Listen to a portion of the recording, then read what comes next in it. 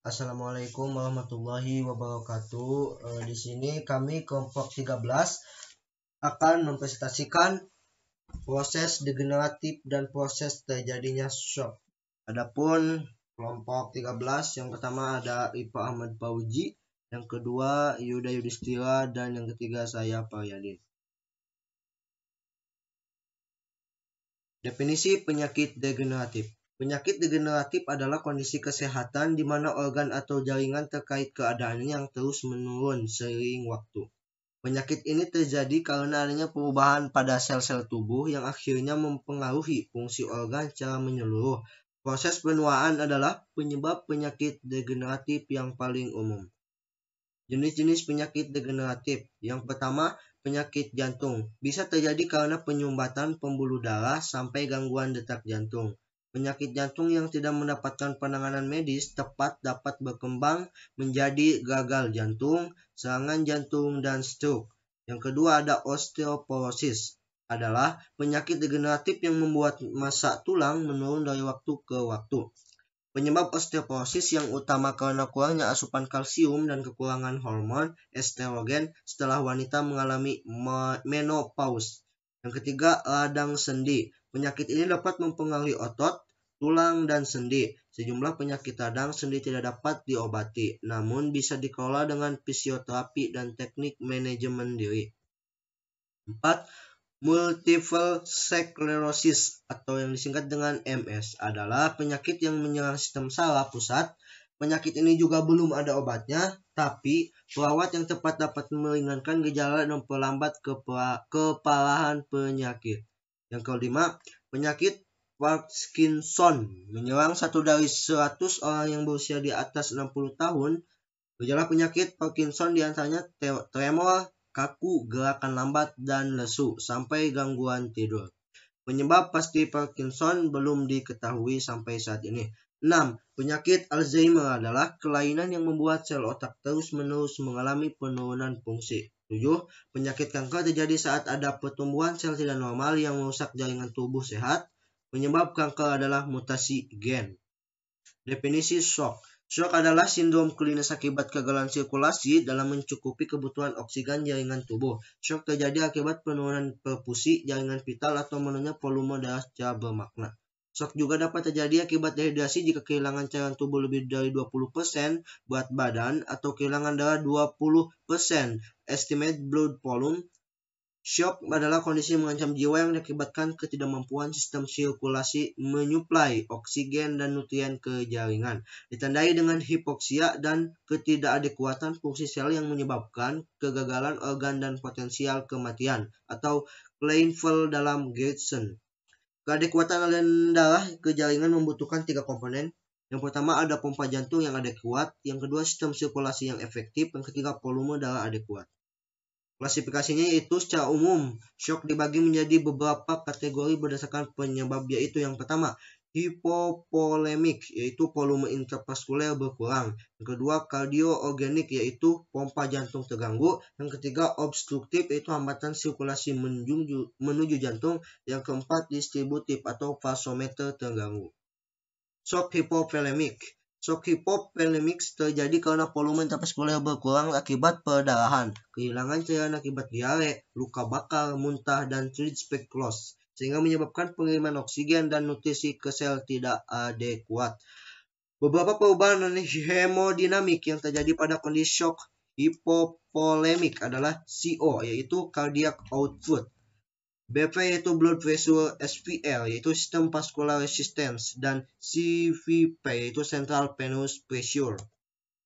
Etiologi shock hipovolemic absurd yaitu kehilangan volume darah seperti trauma, pembedahan, pendarahan sel cerna, kehilangan plasma seperti luka bakar, lesi yang luas, kehilangan cairan tubuh lainnya yaitu muntah berat, diare berat, diuresis berat, sama relatif yaitu kehilangan integrasi intravaskuler, ruptur limpa, fraktur pelvis dan femur, pankreatis, hemoragik dan hemothorax, hemoperitoneum, arterial dissection. Meningkatkan permeabilitas membran kapiler yaitu sepsis, anafilaksis, luka bakar, penurunan tekanan osmotik koloid, kekurangan sodium berat, hypopituitarism, sirosis obstruksi intestinal. Shock hypovolemic yaitu shock hypovolemic yaitu akibat dari penurunan preload. Etiologinya yaitu hemoragik yaitu trauma, perdarahan GI, ruptur aneurisma.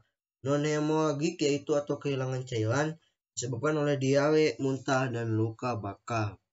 Shock kardiogenik.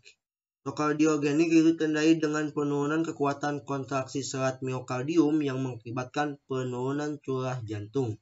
Shock kardiogenik terjadi apabila terdapat gangguan kontraktilitas miokardium sehingga jantung gagal berfungsi sebagai pompa untuk mempertahankan curah jantung yang adekuat. Disfungsi ini dapat terjadi pada saat sistolik atau diastolik atau dapat terjadi akibat obstruksi pada sirkulasi jantung. Shock kardiogenik. Etiologinya yaitu disfungsi sistolik, infrak miokard, kardiomyopati, dan hipertensi pulmonal. Disfungsi diastolik yaitu hipertrofi ventrikel dan kardiomyopati. Yang ketiga disritmia yaitu bradiaritmia dan tachyarrhythmia. Yang selanjutnya itu gangguan struktur, terdiri stenosis atau regurgitasi atau ruptur septal.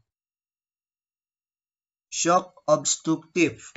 Shock obstruktif terjadi apabila terdapat hambatan aliran darah yang menuju jantung atau venous return akibat tension pneumothorax dan cardiac tamponade. Beberapa perubahan hemodinamik terjadi pada shock obstruktif adalah CO, VV, dan SVR.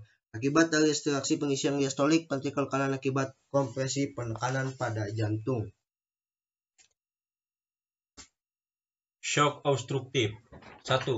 Tamponade jantung, terdapat darah atau cairan dalam perikardium. 2. Tension pneumothorax dan emboli paru. Shock distributif. Shock distributif apabila terdapat gangguan vasomotor akibat maldistribusi aliran darah karena vasodilatasi perifer sehingga volume darah yang bersirkulasi tidak adekuat menunjang perfusi jaringan. Vasodilatasi perifer dapat menyebabkan hipovolemia.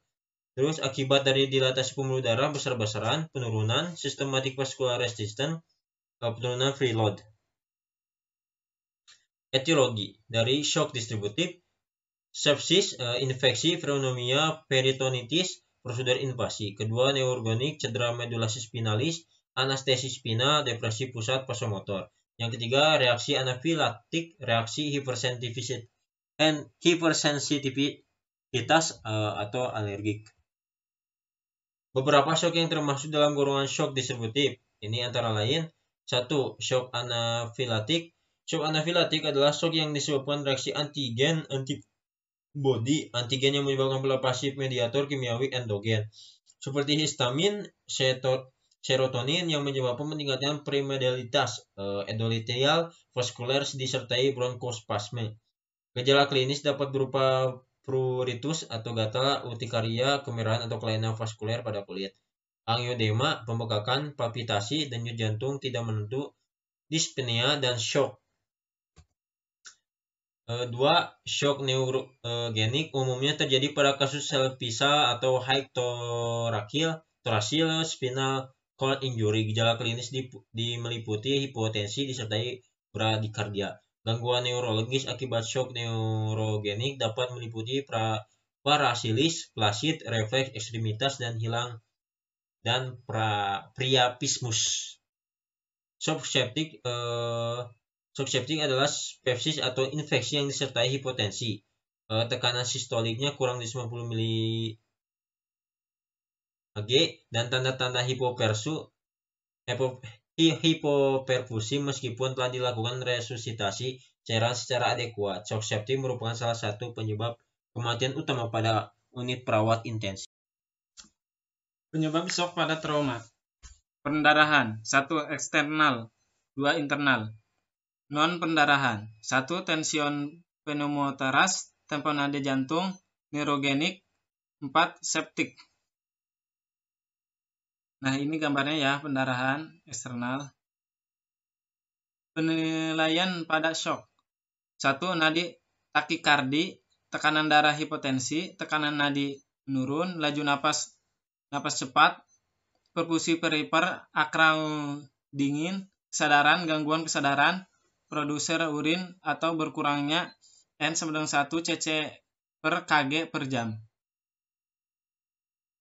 Resolusi cairan berdasarkan kelas shock hemoragik. Persentase kehilangan darah kelas sampai 15%. Ada kehilangan darah ml sampai 75, 750. Kelas 15% sampai 30% ada 750 sampai 1500. Kelas ketiga 30% sampai 40%, itu 1500 sampai 2000. Kelas 4 lebih dari 40%, yaitu lebih dari 2000. Frekuensi nadi kurang dari 100, lebih dari 100, lebih dari 120, lebih dari 190. Tekanan darah normal, normal, menurun, menurun. Frekuensi pernapasan 14 sampai 20, 20 sampai 30, 30 sampai 40, lebih dari 35. Kapiler repil normal, lambat kurang dari 2 detik, lambat kurang dari 2 detik, tidak terdeteksi. Ekstremitas normal, pucat, pucat, pucat dan dingin. Frekuensi urin atau ml per jam lebih dari 30, 20 sampai 30, 10 sampai 20, 0 sampai 10. Status mental sadar, haus, gelisah, agresif, haus, gelisah, agresif, ngantuk, ngantuk, bingung, tidak sadar. Penggantian cairan hukum 3:1. Kristaloid, kristaloid, kristaloid dan darah, kristaloid dan darah. Terima kasih, mungkin hanya itu yang dapat disampaikan dari kelompok kami. Kurang lebihnya mohon maaf karena kami dalam proses pembelajaran. Wassalamualaikum warahmatullahi wabarakatuh.